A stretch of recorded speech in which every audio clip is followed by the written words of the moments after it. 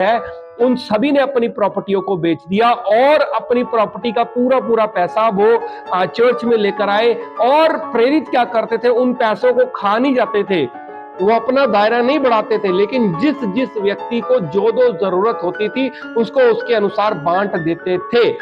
आज आपने कभी किसी भी जगह पर जहां पर संपत्ति दी जा रही है बढ़ती हुई देखी है क्या? हाँ, उनकी अपनी संपत्ति जरूर बढ़ रही है, जो व्यक्ति जिनके पास पैसा लाया जा रहा है, लेकिन हालेलुया। आप सब कैसे हैं? मैं विश्वास करता हूं कि उस महान अद्वैत जिंदा परमेश्वर का रूह आपको चला रहा है और आपको बढ़ा रहा है। आज एक बार फिर से मैं आपके सामने हूं और परमेश्वर के आत्मा के द्वारा प्रेरित किए हुए वचन को लेकर आपके सामने हाजिर हूं। आज हम लोग कंसंट्रेट करेंगे कि आखिरकार की मसीहत के बारे में हम कितना डीप नॉलेज रखते हैं। पवित्र शास्त्र बाइबल में अगर हम प्रभु यीशु मसीह जी को देखते हैं तो प्रभु यीशु मसीह जी जब लोगों के बीच में सेवा करने के लिए निकलते हैं तो वो अलग अलग तरह से रोगी जो पीड़ित थे उनको शिफा देते हैं। और साथ ही साथ जो लोग प्रभु यीशु मसीह जी को अमीर लोग मिलते हैं वो अपना जो पैसा है वो दान कर देते थे, गरीबों में बांट देते थे, ताकि उनको स्वर्ग राज्य में बहुत बड़ा प्रतिफल मिले। लेकिन आज आपको नहीं लगता कुछ उलट हो रहा है या कुछ ऑपोजिट डायरेक्शन में हो रहा है? आज कहीं ना कहीं मसीहत इसलिए ज्यादातर फेमस हो गई है कि प्रभु यीशु मसीह जी आपको घर देते हैं, प्रभु यीशु मसीह जी आपको गाड़ी देंगे, प्रभु यीशु मसीह जी के पास आने से आप विदेश चले जाएंगे, आपकी मन की इच्छा पूरी हो जाएगी, आप ये कर दो, आप वो कर दो। इस तरह की बातों को लेकर ज्यादातर मसीहत में लोग आ रहे हैं। लेकिन एक समय के लिए ये बिल्कुल सही है, क्योंकि शुरुआत में जब तक व्यक्ति पावर को नहीं देखता, वो राज्य की सामर्थ्य को नहीं देखता, वो प्रभु राजा जी के पास नहीं आता है। लेकिन उसके बाद क्या हम सारी उम्र प्रभु यीशु मसीह जी से यही प्रार्थनाएं करते रहे या हमारी प्रार्थनाएं बदल जानी चाहिए? पवित्र शास्त्र बाइबल में प्रभु यीशु मसीह जी मत्ती 6 अध्याय उसकी 31 आयत में बहुत ही खूब लिखते हैं, इसलिए तुम चिंता करके ये ना कहना कि हम क्या खाएंगे या क्या पिएंगे या क्या पहनेंगे, क्योंकि अन्य जाति इन सब वस्तुओं की खोज में रहते हैं, पर तुम्हारा स्वर्गीय पिता जानता है कि तुम्हें इन सब वस्तुओं की आवश्यकता है। सबसे पहले प्रभु यीशु मसीह जी कहते हैं कि तुम्हें चिंता नहीं करनी। अगर चिंता नहीं करनी तो हमारे जहन में भी नहीं आना चाहिए। अगर जहन में भी नहीं आना चाहिए तो हमें इस बात के बारे में कंसंट्रेशन नहीं करना है कि हमारा फूड क्या होगा, हम क्या खाएंगे, हम क्या पिएंगे या क्या पहनेंगे। यानी 3 चीजों पे जीवन जो था वो लोगों का आधारित था। हमारी रोजमर्रा की रोटी कैसे पूरी होगी, हमारा आने वाला समय कैसे चलेगा, हम आज के समय में किस तरह से शानो शौकत से रहेंगे। पहले के लोग भी इसी तरह से सोचा करते थे और आज भी लोग इसी तरह से हैं।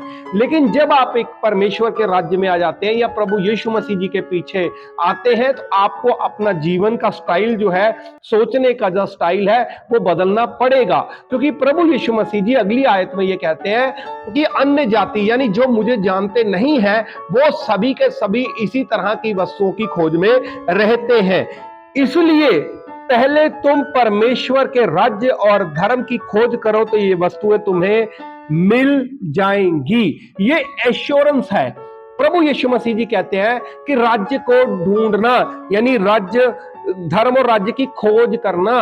अब खोज करने का मतलब क्या होता है? खोज करने का मतलब होता है सीकिंग, यानी कंटिन्यूसली उसके सिद्धांतों को और राज्य के बारे में सीखना कि आखिरकार ये किस तरह से कार्य करता है, किस तरह से राज्य के जो सिद्धांत है वो हमारे जीवन में लागू होते हैं, राजा जी की आज्ञाएं हमारे जीवन में लागू होती हैं। इन बातों पे लगातार कंसंट्रेट करके चलते रहना, इन्हीं के अनुसार अनुसरण करना और जीवन को बिताना, तो प्रभु कहते हैं कि ये वस्तुएं तुम्हें अपने आप मिल जाएंगी। यानी प्रायोरिटी वस्तुओं को प्राप्त करना नहीं है बल्कि राज्य की खोज करना है और फिर परमेश्वर के धर्म की खोज करना है, उनके राइचियस जो पार्ट है उनकी खोज करना है।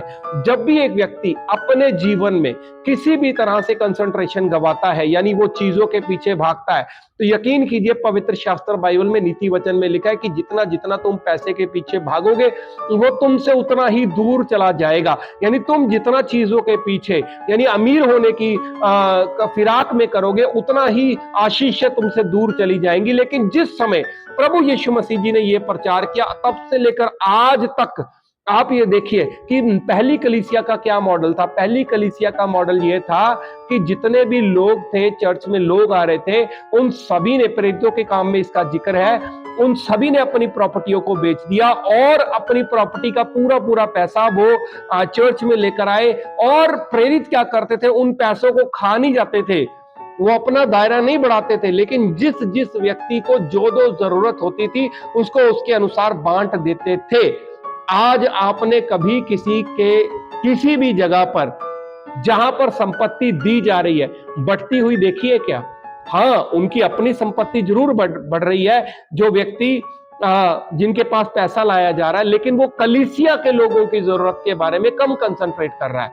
लेकिन ये जो सिद्धांत है, अगर हम प्रभु यीशु मसीह जी को देखते हैं, उनकी वचनों को देखते हैं, गहराई से देखते हैं, तो हमें यह पता है कि प्रभु यीशु मसीह जी के पीछे चलना एक उद्धार का कारण है। प्रभु यीशु मसीह जी के पीछे चलना हमारे लिए इस जीवन को प्राप्त करना है, ना कि किसी और चीजों को। एक भी व्यक्ति प्रभु यीशु मसीह जी के पास ऐसा नहीं आया जो व्यक्ति ने कहा कि प्रभु मुझे महल दिलवा दो, मेरे पिता परमेश्वर मुझे ये दे दो, पिता परमेश्वर मुझे ये दे दो। हालांकि उन्होंने कहा कि हमें बीमारी से ठीक करे ताकि हम सक्षम हो जाएं और कमाएं और अपने परिवार का पालन पोषण कर सके। इसीलिए राज्य के अंदर जब भी कोई हीलिंग होती है उसका एक खास मकसद होता है, जब भी आपको कुछ आशीष मिलती है उसका एक खास मकसद होता है। यानी परमेश्वर जो भी आपको स्रोत दे रहे हैं उसको आपको पूर्ण रीति से परमेश्वर के लिए इस्तेमाल करना होगा, तभी आप आगे की आशीष को दुनिया में ले सकते हैं।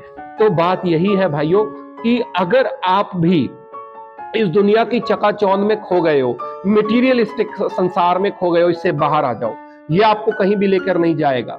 आपकी जो ख्वाहिशें हैं आज आपको अच्छी लग रही होंगी कि ये पूरी हो जाए तो शायद ये ऐसा हो जाए, क्योंकि हमारा जो पुराना मनस्तब है हमें यही सिखाता है कि जिसके पास हमें मटेरियलिस्टिक जो दुआएं हैं हमारी पूरी होती हैं, वही महान परमेश्वर है। आप यकीन कीजिए, परमेश्वर आपके लिए सब कुछ करना जानते हैं। परमेश्वर की पूरी सल्तनत है, वो आपको सब कुछ देना जानते हैं, लेकिन पहले आपको परमेश्वर के राज्य की खोज करनी है, उसके धर्म की खोज करनी है। वो जैसे हैं आपको वैसे मानना है। अगर आपसे भी पिछले दिनों में कोई गलतियां हुई हैं और ज्यादातर आप मटेरियलिस्टिक हो गए हैं, अपना ज्यादा से ज्यादा समय आप मटेरियल के पीछे बिता रहे हैं, तो आप इसे तौबा करें और परमेश्वर से कहें कि मेरे परमेश्वर, मेरे लिए वो सारी तमाम चीजें जरूरी है जो आपने बनाई हैं, लेकिन मेरे पिता परमेश्वर, मेरे लिए सबसे जरूरी आप हैं। मेरे राजा जी, आपकी इच्छा को पूरा करना है। क्यों ना हम एक प्रार्थना करें। राजाओं के राजा, प्रभुओं के प्रभु, मेरे अद्वैत जिंदा परमेश्वर, जितने भी लोग आज पिता आपके पवित्र कलाम को सुन रहे हैं, मैं विश्वास करता हूं कि आप इनके जीवन को बदलेंगे।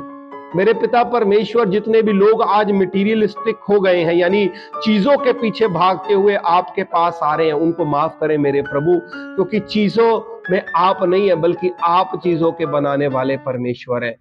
और आप ही की खोज करना और आपके राज्य की खोज करना यही सर्वोप्रिय है। होने दीजिए जितने भी लोग आज इस वचन को सुने मेरे प्रभु, वो अपने मन में अपने पापों के प्रति पश्चाताप करें, क्योंकि आपको छोड़कर चीजों को ढूंढना, उनके पीछे जाना, यह भी एक बहुत बड़ा पाप है मेरे प्रभु। मैं विश्वास करता हूं, आपने कहा है कि तुम जगत के पीछे ना चलो या संसार के सदृश ना बनो। मेरे प्रभु, होने दीजिए कि आपका फजल और अनुग्रह हम सबके साथ रहे, ताकि हम आपके पीछे चलना शुरू कर दे, आपके बारे में सीखना शुरू कर दे। खुदावंद, आपका धन्यवाद कि आपने इस प्रार्थना को सुना और कबूल किया।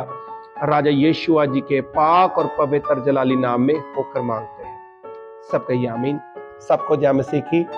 आप फेसबुक पेज पर हमसे जुड़े हैं, आपका धन्यवाद है। आप आगे भी इसको सब्सक्राइब कर सकते हैं, ताकि रोज जो ये हमने इनिशिएटिव शुरू किया है वचन का, उसको हम लोग आपके तक पहुंचाएं। और एक दरख्वास्त जरूर है, अगर आप अपने दान दशमाश कुछ भी इस संस्था को भेजना चाहते हैं, तो आपका स्वागत है, क्योंकि उसी के द्वारा आपके जीवन में आशीष और बरकत बढ़ जाएगी। खुदावंद आपको आशीष बरकत दे। सबको जय मसीह।